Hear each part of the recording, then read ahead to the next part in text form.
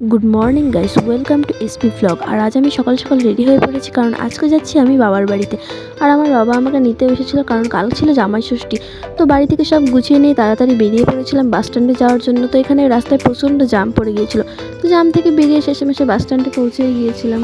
আর বাস স্ট্যান্ডে এসে আমাদের বেশি দেরি করতে হয়নি, কারণ গাড়ি পেয়ে গিয়েছিলাম আমরা। আর গাড়িতে প্রচণ্ড ভিড় ছিল, যার জন্য বাবা আর সোনাই সিট পায়নি।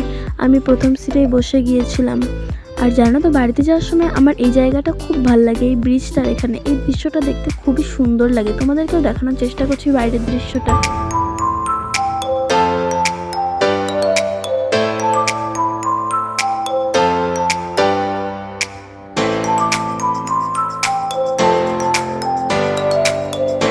বাড়িতে এসে দেখি মা আর আমার ছোট বোন আমার সামনেই দাঁড়িয়ে আছে। আর আমি আমার ছোট বোনকে মনি বলে ডেকে দৌড়ে এসে আমার কোলে উঠেছিল। তো আজকের ভিডিওটা বেশি দূর এগোবো না, দেখা হচ্ছে নেক্সট ব্লগে। Bye bye.